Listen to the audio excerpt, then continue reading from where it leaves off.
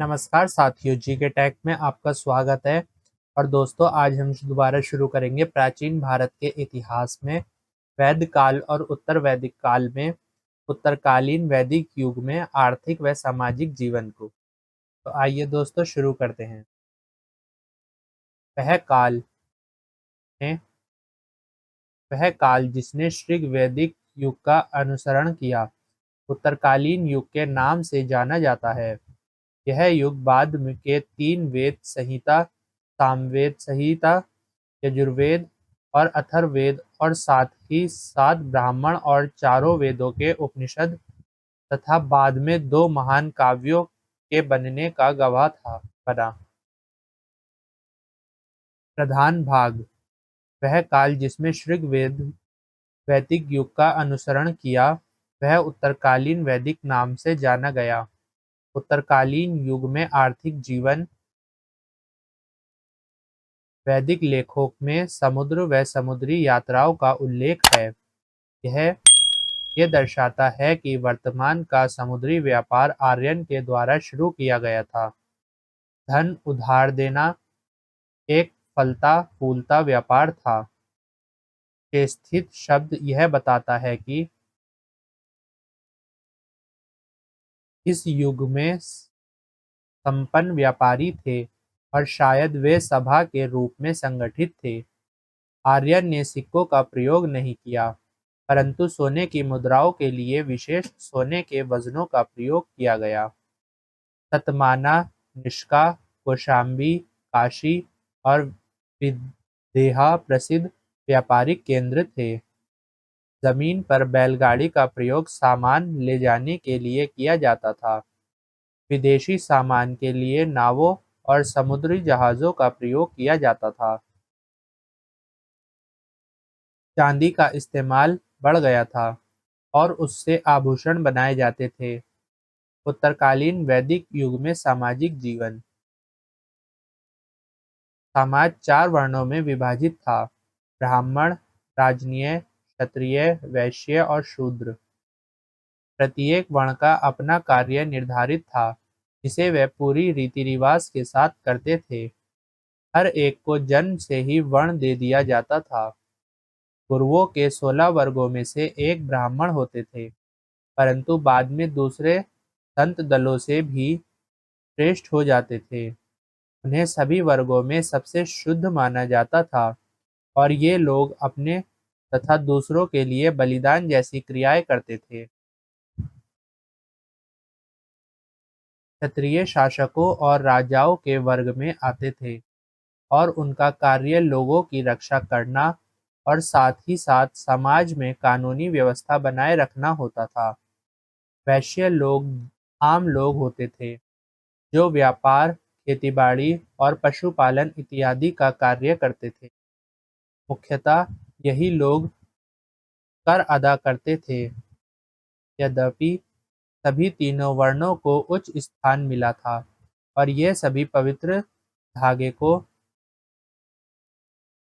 धारण कर सकते थे, पर शूद्र को यह सभी सुविधाएं उपलब्ध नहीं थी और इनसे भेदभाव किया जाता था।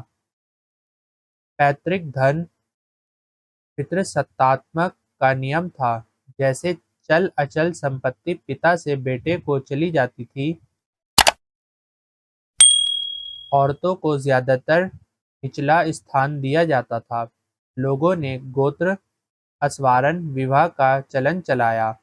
एक ही गोत्र के या एक ही पूर्वजों के लोग आपस में विवाह नहीं कर सकते थे।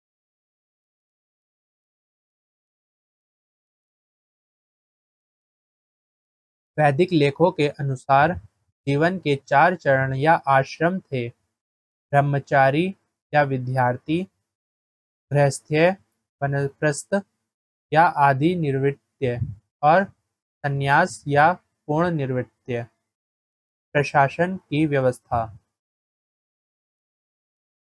पूर्व वैदिक आर्यन जाति में संगठित रहते थे, ना कि राज्यों के रूप में।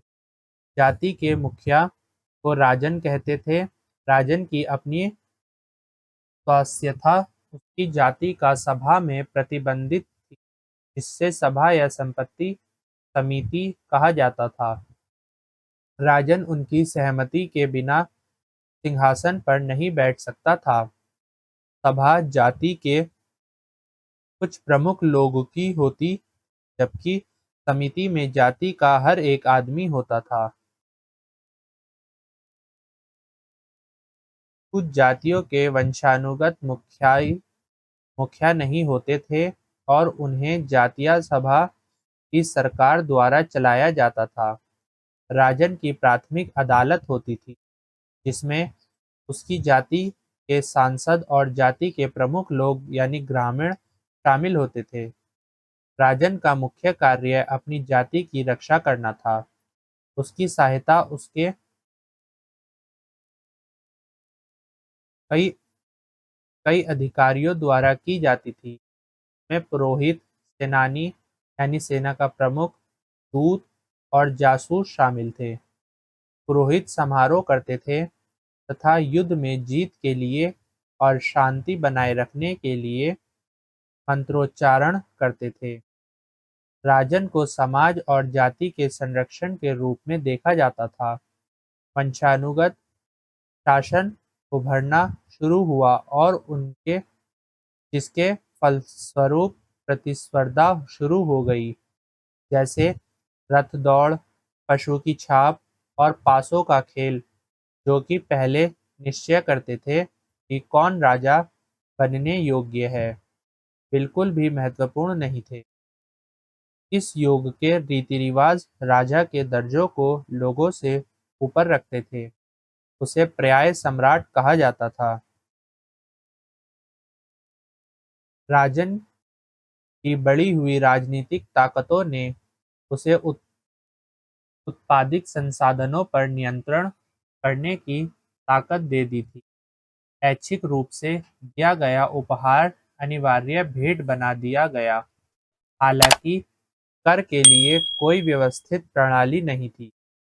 उत्तराकालीन वैदिक युग के अंत में विभिन्न प्रकार की राजनीतिक ताकतों जैसे राज्य, गणराज्य और जातीय रियासतों का भारत में उत्पन्न हुआ। उत्तरकालीन वैदिक ईश्वर।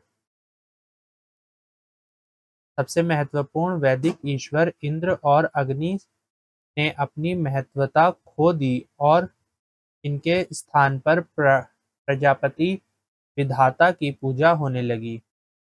कुछ सूक्ष्म भगवान जैसे रुद्र पशु के देवता और विष्णु मनुष्य का पालक और रक्षक प्रसिद्ध हो गए।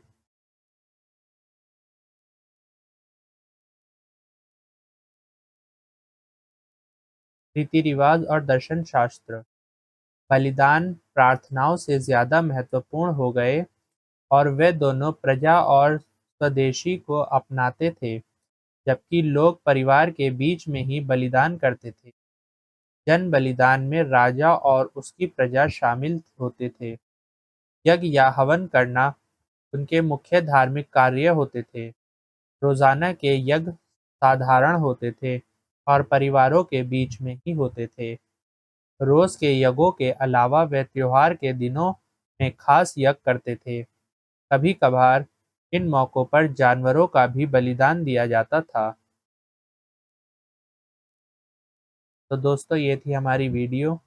दोस्तों, वीडियो अच्छी लगी हो तो वीडियो को लाइक करें, चैनल को सब्सक्राइब करें और बेल आइकन को प्रेस करें, ताकि आने वाली हर वीडियो का नोटिफिकेशन आपको मिलता रहे।